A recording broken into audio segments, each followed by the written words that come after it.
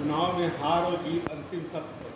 और इस समय अगर इस सत्य की बात करें तो कर्नाटक में कांग्रेस को सफलता मिली है, भाजपा विफल हुई है, ये सच है। लेकिन एक संतोष की बात इसमें भाजपा के लिए हो सकती है कि भले उसकी सरकार गिर गई है लेकिन उसका मत प्रतिशत कम नहीं हुआ है। जितने लोगों का जनविश्वास उनके प्रति था वही आज भी है, लगभग उसमें से थोड़ा बहुत फेरफेर होता है। तो एक ये जो उनकी स्थिति है वो भविष्य के लिए खासतौर पर लोकसभा चुनाव के प्रति एक आत्मविश्वास को जागृत करेगी। सरकार उनकी नहीं बन पाई, ये अपने में सच्चाई। लेकिन ये जो सबसे ज़्यादा खुशी अगर है तो निश्चित रूप से कांग्रेस में है। बहुत समय के बाद उसे कोई अच्छी खबर मिली है, उनकी सरकार बनी है। लेकिन जो अभी ठीक चुनाव के पहले तक कर्नाटक के जो विपक्षी एकता की बात चल रही थी उस संदर्भ में भी इस जीत को देखना पड़ेगा। कांग्रेस जीती अवश्य है लेकिन उसका ग्राफ राष्ट्रीय स्तर पर ये नहीं बढ़ा है कि लोकसभा चुनाव में सीधे सीधे भारतीय जनता पार्टी या नरेंद्र मोदी का मुकाबला कर सके। ये जीत का उत्साह अभी उस स्थिति तक नहीं पहुंचा है।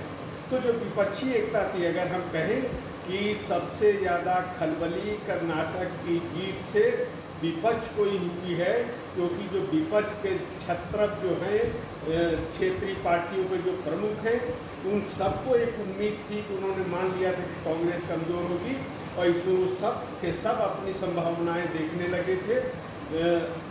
उसमें चाहे नीतीश कुमार हो, चाहे अखिलेश यादव हो, ममता बनर्जी हो, शरद पवार और तेलंगाना के जो नेता हैं वो सब के सब इस उम्मीद में लगे हुए थे कि वो कहीं न कहीं उनका जो भाग्योदय है वो देव गौड़ा और इंद्र कुमार गुजराल की तरह होगा।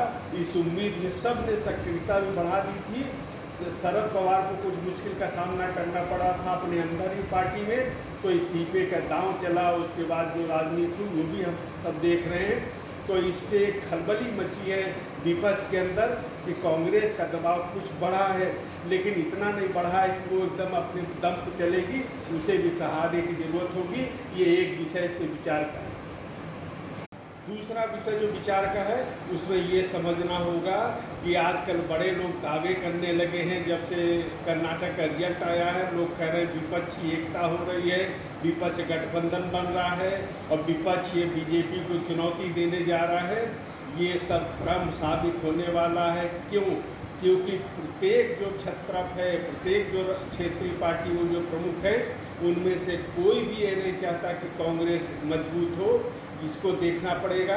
तो अगर कोई गठबंधन होता भी है तो उसमें कांग्रेस की स्थिति वहाँ पे कमज़ोर होगी जहाँ पे वो पहले से कमज़ोर चली आ रही है। तो छत्रपों का जो है क्षेत्रीय दलों की जो स्थिति है वो अपनी स्थिति को बेहतर करना चाहेंगे, क्योंकि उनके मन में कहीं न कहीं एक सपना ये है कि अगर त्रिशंकु लोकसभा बने, ऐसा वो चाहते हैं। हालांकि ऐसे भी फिलहाल कोई संभावना नहीं नजर आ रही है। तो त्रिशंकु बने अगर लोकसभा तो सब अपने अपने दांव चलना शुरू कर देंगे, अपने अपने नाम आगे बढ़ाना शुरू कर देंगे। तो इन सब के विपक्षी दलों की जो है क्षेत्रीय दल, उन सब की एक रणनीति ये है कि वो अपने अपने प्रदेशों में कांग्रेस को मजबूत होते नहीं देखना चाहेंगे। अगर समझौता होगा भी तो वो वैसी कमज़ोर सीटें कांग्रेस की हिस्सेदारी में देंगे जहाँ से उनकी विजय मुश्किल होगी। दूसरी बात इसमें समझने की ये है कि जितने भी क्षेत्रीय दलों के नेता हैं, भले वो राष्ट्रीय अध्यक्ष अपने को कहते हो, लेकिन उनकी जो प्रभाव की एक सीमा जो है केवल अपने अपने प्रदेश तक सीमित है। किसी दूसरे प्रदेश में जाके वो प्रचार करते हैं, सही बात है, लेकिन किसी दूसरे प्रदेश में जाकर कोई भी उनका महत्व नहीं है, कोई उनकी पहचान नहीं है, कोई उनके नाम पे वोट नहीं देता है। ये सारे क्षेत्रीय दलों की स्थिति ये है। अगर पिछले कई दशकों में हम देखें तो नरेंद्र मोदी के बाद केवल योगी आदित्यनाथ ऐसे मुख्यमंत्री हुए हैं जिनका प्रभाव दूसरे क्षेत्रों में भी है। ऐसी स्थिति किसी क्षेत्रीय दल के अध्यक्ष को प्राप्त नहीं है। तो इसलिए कम से कम अभी कर्नाटक की जीत मात्र से पिछले जो जीत हुई थी उसमें भी बहुत उत्साह देखा गया था। सारे लोग बंगलौर पहुंच गए थे। उसके बाद कुमारस्वामी मुख्यमंत्री को फूट कर रोना पड़ा था कांग्रेस से। चुनाव में हार और जीत अंतिम सत्य है। और इस समय अगर इस सत्य की बात करें तो कर्नाटक में कांग्रेस को सफलता मिली है, भाजपा विफल हुई है, ये सच है। लेकिन एक संतोष की बात इसमें भाजपा के लिए हो सकती है कि भले उसकी सरकार गिर गई है, लेकिन उसका मत प्रतिशत कम नहीं हुआ है। जितने लोगों का जनविश्वास उनके प्रति था वही आज भी है, लगभग उसमें से थोड़ा बहुत फेरबदल होता है। तो एक ये जो उनकी स्थिति है वो भविष्य के लिए खासतौर पर लोकसभा चुनाव के प्रति एक आत्मविश्वास को जागृत करेगी। सरकार उनकी नहीं बन पाई, ये अपने में सच्चाई। लेकिन ये जो सबसे ज़्यादा खुशी अगर है तो निश्चित रूप से कांग्रेस में है। बहुत समय के बाद उसे कोई अच्छी खबर मिली है, उनकी सरकार बनी है। लेकिन जो अभी ठीक चुनाव के पहले तक कर्नाटक के जो विपक्षी एकता की बात चल रही थी, उस संदर्भ में भी इस जीत को देखना पड़ेगा। कांग्रेस जीती अवश्य है, लेकिन उसका ग्राफ राष्ट्रीय स्तर पे ये नहीं बढ़ा है कि लोकसभा चुनाव में सीधे सीधे भारतीय जनता पार्टी या नरेंद्र मोदी का मुकाबला कर सके। ये जीत का उत्साह अभी बूथ स्थिति तक नहीं पहुंचा है।